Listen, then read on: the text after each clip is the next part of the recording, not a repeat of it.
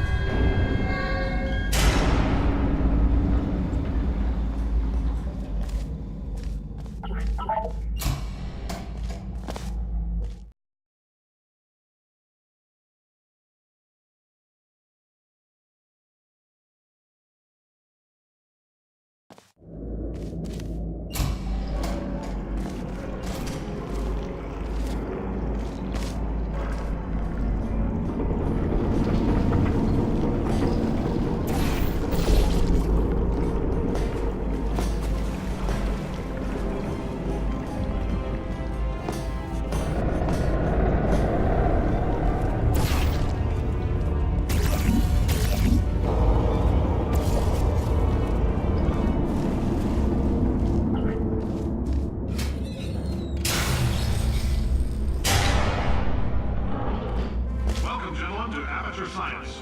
Astronauts, war heroes, Olympians, you're here because we want the best. And you are it. So, who is ready to make some science? I am. Now, you already met one another on the limo ride over, so let me introduce myself. I'm Cave Johnson. I own the place.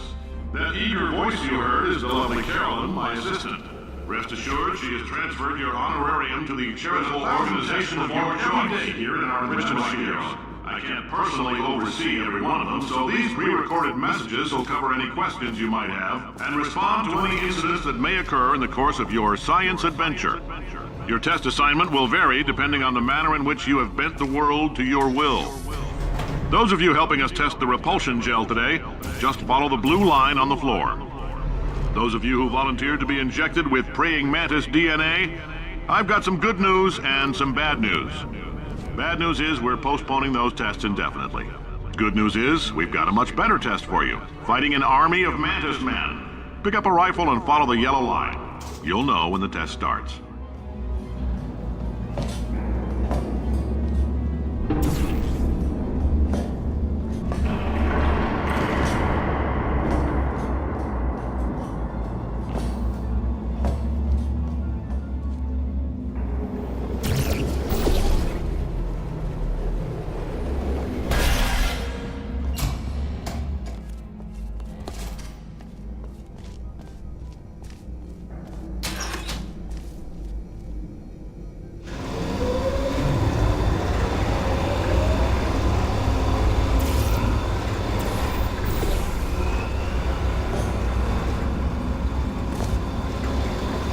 They say great science is built on the shoulders of giants. Not here. At Aperture, we do all our science from scratch. No hand-holding.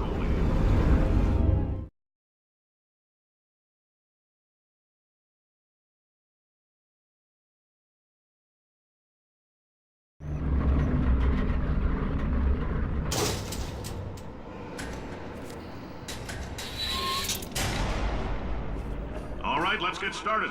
This first test involves something the lab boys call repulsion gel. You're not part of the control group, by the way. You get the gel. Last poor son of a gun got blue paint. All joking aside, that did happen. Broke every bone in his legs. Tragic, but informative. Or so I'm told.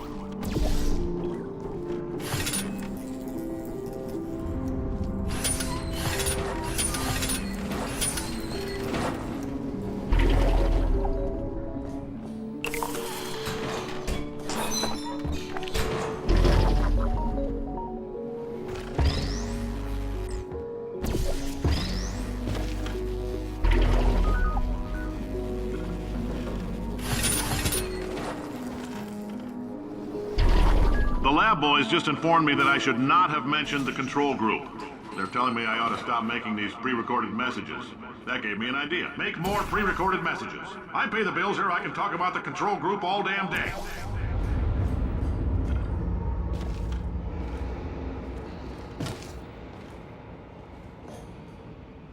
For this next test, we put nanoparticles in the gel. In layman's terms, that's a billion little gizmos that are going to travel into your bloodstream and pump experimental genes and RNA molecules and so forth into your tumors. Now, maybe you don't have any tumors. Well, don't worry. If you sat on a folding chair in the lobby and weren't wearing lead underpants, we took care of that too.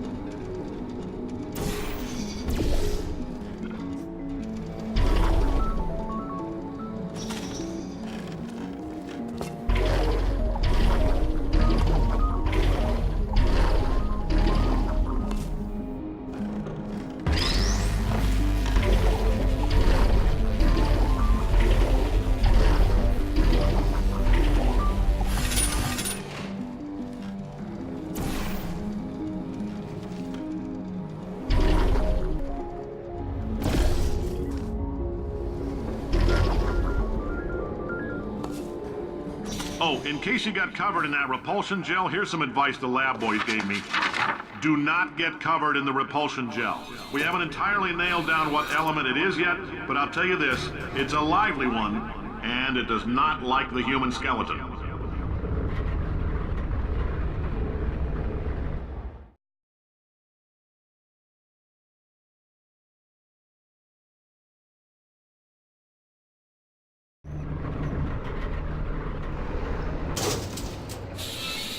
All these science spheres are made of asbestos, by the way. Keeps out the rats. Let us know if you feel a shortness of breath, a persistent dry cough, or your heart stopping, because that's not part of the test. That's asbestos. Good news is the lab boys say the symptoms of asbestos poisoning show a median latency of 44.6 years. So if you're 30 or older, you're laughing. Worst case scenario, you miss out on a few rounds of canasta. Plus, you forwarded the cause of science by 3 centuries. I like your style. You make up your own rules, just like me. Bean Counter said I couldn't fire a man just for being in a wheelchair. Did it anyway. Ramps are expensive.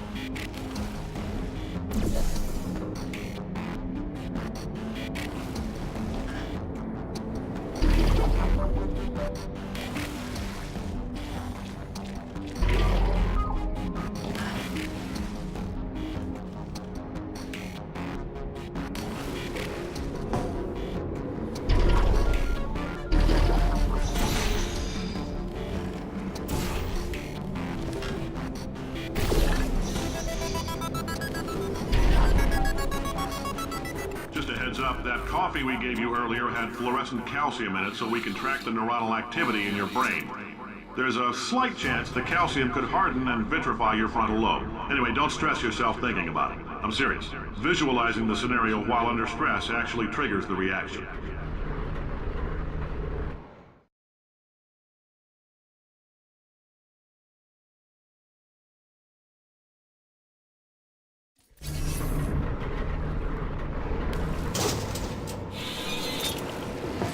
Now, if you're part of Control Group Kepler-7, we implanted a tiny microchip about the size of a postcard into your skull. Most likely you've forgotten it's even there. But if it starts vibrating and beeping during this next test, let us know. Because that means it's about to hit 500 degrees, so we're going to need to go ahead and get that out of you pretty fast.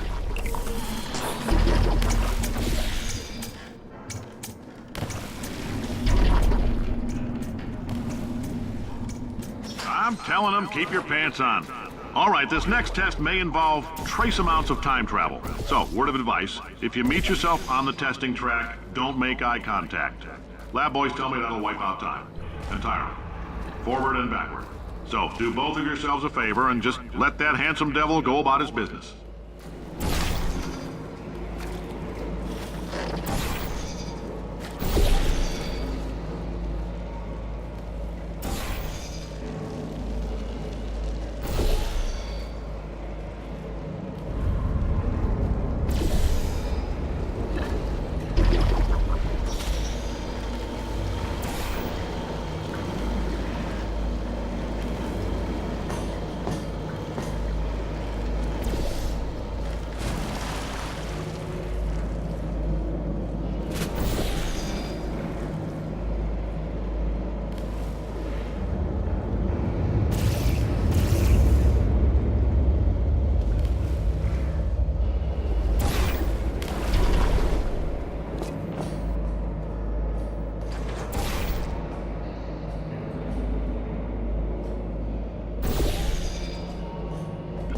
If you're hearing this, it means you're taking a long time on the catwalks between tests. The lab boys say that might be a fear reaction. I'm no psychiatrist, but coming from a bunch of eggheads who wouldn't recognize the thrill of danger if it walked up and snapped their little pink bras, that sounds like protection.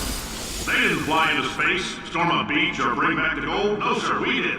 It's you and me against the world, son. I like your grit. Hustle could use some work, though. Now let's solve this thing.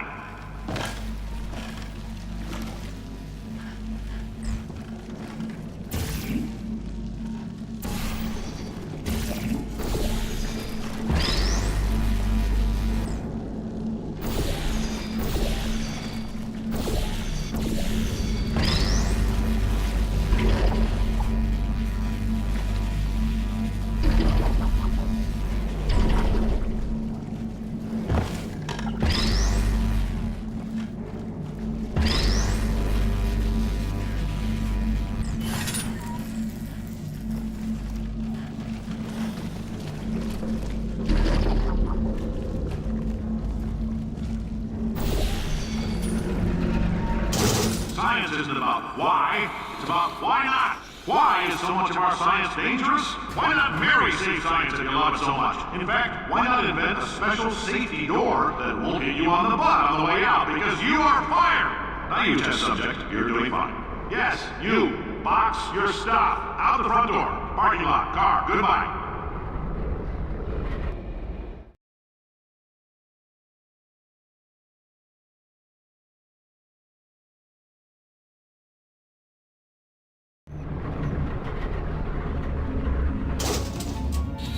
Congratulations! The simple fact that you're standing here listening to me means you've made a glorious contribution to science. As founder and CEO of Aperture Science, I thank you for your participation and hope we can count on you for another round of tests. We're not going to release this stuff into the wild until it's good and damn ready, so as long as you keep yourself in top physical...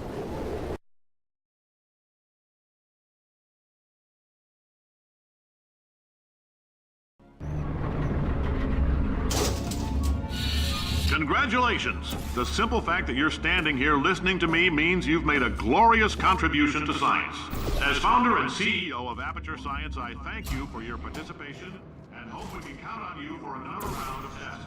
We're not going to release this stuff into the wild until it's good and damn ready, so as long as you keep yourself in top physical form, there'll always be a limo waiting for you.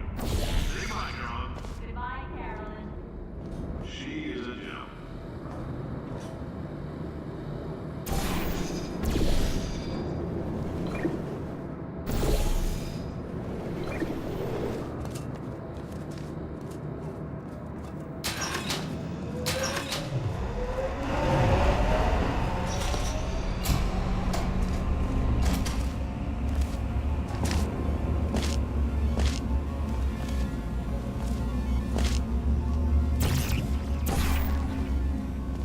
Greetings, friend. I'm Cave Johnson, CEO of Aperture Science. You might know us as a vital participant in the 1968 Senate hearings on missing astronauts. And you've most likely used one of the many products we invented, but that other people have somehow managed to steal from us. Black Mesa can eat my bankrupt... Sir, the testing? Right.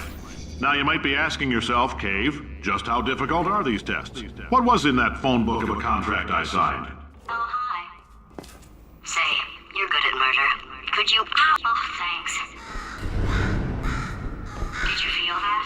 That idiot doesn't know what he's doing up there. This whole place is going to explode in a few hours if somebody doesn't disconnect him. I can't move, and unless you're planning to saw your own head off and wedge it into my old body, you're going to need me to replace him. We're at an impasse. So what do you say? You carry me up to him and put me back into my body, and I stop us from blowing up and let you go. Wow, you stabbed me. What is wrong with you? Hold on. Do you have a multimeter? Never mind. The gun must be part magnesium. It feels like I'm outputting an extra half a volt. Keep an eye on me. I'm going to do some scheming. Here I go. Oh, where are we? How long have I been out?